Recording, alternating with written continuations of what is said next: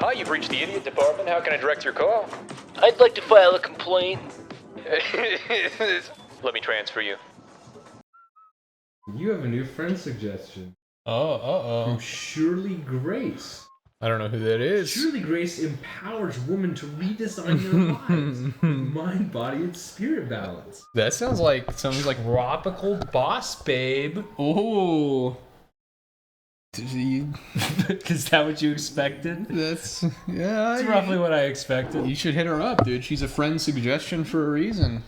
She looks like 16 going on 87. 16 going on there. Yeah, she's still young in spirit. She shops at Forever 21, so That'll keep you young. that'll keep you young, baby. That and drinking the blood of small animals. That and drinking adrenochrome. Welcome back, everybody, to Idiot Department, the Luigi's Mansion adrenochrome special. On this episode, we're going to eat the pain. We're going to cut deep into the forefinger and smear pig's blood on the wall. Yep, and I'm getting a little hungry, so I'm thinking after this episode we could do some spirit cooking. What are your thoughts? Super down. Maybe it'll help us win the Democratic election. Oh, no. A little on the nose there. Oh, I see. Oh, that's kind of cool. It shows you what key is for what door. Okay. Very big. And for those of people who don't know, spirit cooking was something that I guess Hillary Clinton and John Podesta were into. Yeah, and Jay-Z also. And Yeah, Lady Gaga. Jay-Z and Lady, like you can find like pictures of them with like naked people covered in a blood-like substance, and they're like eating off of their bodies. Yeah. I know that sounds like it's not real, but It absolutely is, though. it really is real. Like the people were alive, but it's just weird. Yeah, or they would use like fake dead bodies too, which is even more strange. That like they couldn't get a real dead body, so they're like faking it. Which I don't know if that's any better. I forgot to start the timer. Oh no, There we go. the Started episode it. can't start. Oh, we got a pink ghost. First one. Uh-oh, you got free. Is that bonus points? I don't know. Honestly, he looks cooler though. Oh, what? Dudes, how about I tell another story about when I used to work at this tech company? Oh, I'm down. Tech company story hour. Yeah. So there was one night where I was there like super late.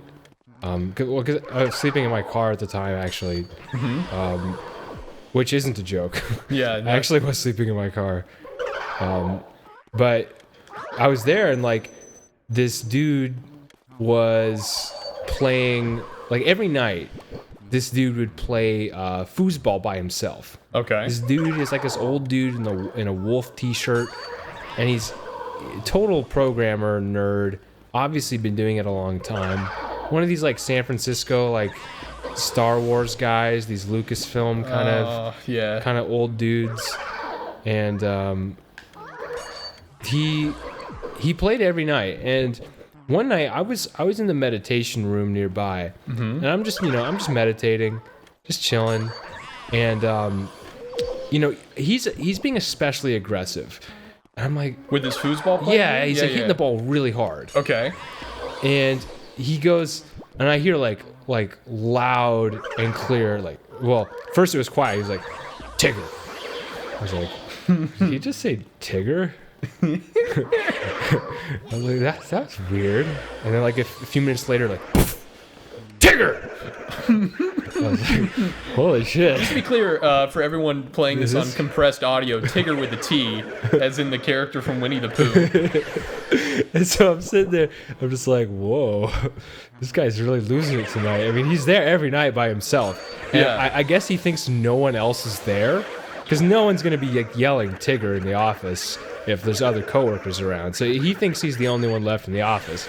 Little does he know I'm listening to the whole thing. Right. And I walk out, and he just turns bright red. And I was like, everything okay? He's like, yeah. Cool. And then I left. And that was it. Did you ever see that guy again? I think so. Maybe. Did you work with him like outside of that, or was he like completely different department than you? Totally different department. Okay. Yeah. Okay. Just foosball guy. I can picture this dude. Like, you know, these guys that like were nerdy in probably like the 80s, you know, when they were growing up, like they were nerdy into like Star Wars or like Star Trek when that was out, and just never got out of that phase, you know? It's always a little bit sad to see. The life of the soy consumer. Yeah. Yeah, for those of you who haven't seen that video, Incredibly good. it's about a guy who consumes the soy and the media, and just really his only goal is to just consume more soy and media, and he fails to achieve that. Well, and I think it tells a story that we can all relate to, because I think we're all a little bit of a consumer at heart, you know. This is true. Consume. Consume.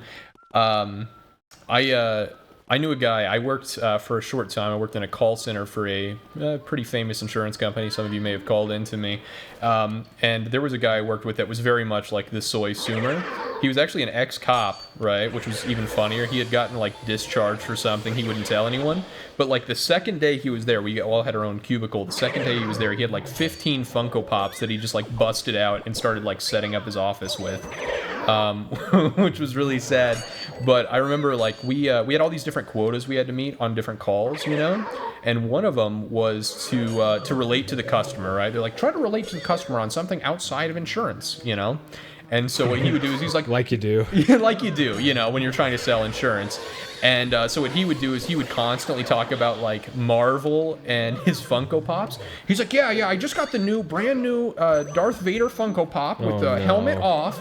I don't know if do you ever play Funko Pops? And all I can imagine is that there's like a 40-year-old woman on the other side, like 2 kids trying to get insurance on like a 1999 like Chrysler Pacifica minivan, you know?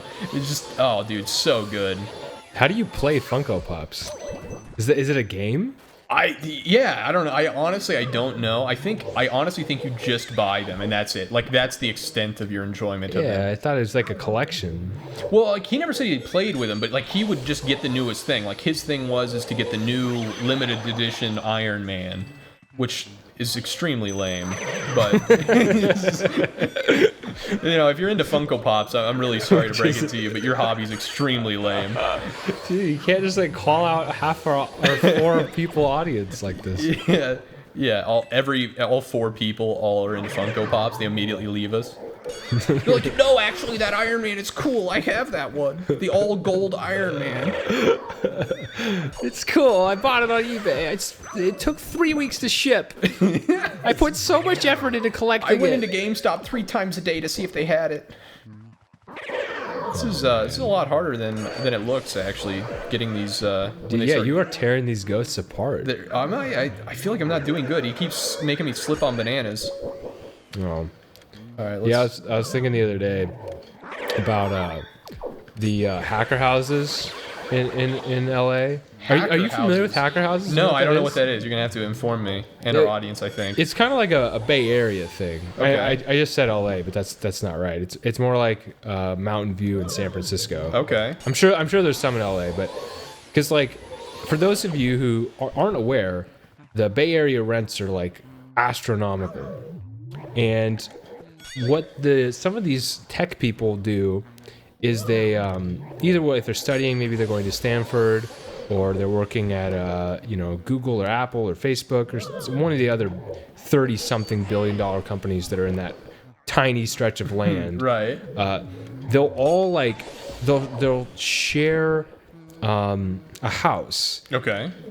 But the beds are like so close together. Okay. Like incredibly close together. And so it's like how many people are we talking in a house? Like 15 to 30 people in one house. Holy cow, okay. It's ridiculous. And I remember I went to this one place because I was looking for a place to rent, right? I didn't really like sleeping in my car. I was like, maybe I'll just get, a cheap hacker house, right? Right. And I remember I get there and there's flamingos and like Christmas lights out front. I was like, oh, it's cool. Like they got some personality here. Yeah. And I go in and then on my left is the kitchen, and there's this guy with no hair. Like, he looked like a cancer patient. Okay. Totally bald. And I'm like, Oh, it's like no eyebrow hair or anything. yeah, like he's no just hair. totally shaved. And I was like, hey, he's like, oh, hey, what's up, man? So I just, one of my friends dared me to cut off all my hair, so I just did that. I was like, oh, okay, weird. Yeah. Anyway, and then the guy who I was meeting for the house was like there, and he was like, oh, it's so nice to meet you. We've been so excited to share this resonance with you. And I'm going to give you a tour. And I'm like, okay. And we start going on the tour. Right. And this house is like huge. He's like, so I run the place. And I remember we walk up the stairs, and on the walls are pictures of forests and puppies. Okay. Just all over the walls. And I look at it, I'm like, so why are there pictures of puppies all over the walls? Right. He's like, so we do that because we want to inspire a friendly environment and make people feel really good everywhere they go. Oh, okay. I was like, oh, I see what's going on here. Yeah. You're fucking crazy. Yeah. You're absolutely insane. And like, I kid you not, like every single hallway was just covered in pictures of like puppies and hearts and nature. And it was, and like everyone there was, I mean, again, these are Silicon Valley developers. So some of them are really like out of their mind. Like, it's like a constant state of coping. I've heard that like a lot of people want to work for these big tech companies, but they're absolutely awful to work for. Like the work environments can be terrible, and like the people that work there can be terrible. Is that true? It's more like everyone's just like super like deluded. Like they think they're optimizing everything, but they're really just kidding themselves. And Okay. you'd have to be to live in San Francisco. I don't know who needs to hear. I don't know who needs to hear this. I don't know who needs to hear this right now. Yeah. So, tell them, Queen. But if you live in San Francisco, you what are you doing? You have to be insane to Are stay. you gay? What are you, gay, dude? That's yeah, dude. I've heard that consensus before. It's weird though. Like the hacker house thing is so strange to me. That like you'd think people who are working for these tech companies or trying to would be making pretty decent money. Yeah, and like we walk into the garage and it's like, okay, so there's bunk beds. How much are the bunk beds? $1,500 a month Oh man. Oh, for a bunk bed in a garage with 12 other people. that's Yeah, but terrible. there's puppies on the walls. We have a good environment Oh, here. dude. We have a really strong community. Just like, oh That's, no. Yeah, man. I remember like walking out of that place, just like I felt like sick. I was like, that was one of the creepiest places I have ever visited. Oh, that's so sad, dude. Like honestly depressing. It's kind of like the old workhouses, you know, like in the 1900s where they would bring all these immigrants over to work in factories, and they would buy them those like workhouses that they could live in like that, and they would basically charge them a ridiculous amount for like bunk beds, so they had no choice but to keep working for 1910s Google. Yeah. Oh, that's so sad. At least they didn't pretend like everything was like, there's puppies on the walls. It's so weird. What if they did in 1900s? They're like, hear ye. I don't know why they're talking like that. But hear ye. It's 1910. We put pictures of puppies on the wall, so you didn't think about you your feel child. good all the time. Yeah, you didn't think about your child dying in an industrial accident. Oh no. I don't know how to solve this here. That's hilarious. Well, next time on Idiot Department. Damn, dude, that is actually crazy though. $1,500 for a bunk bed.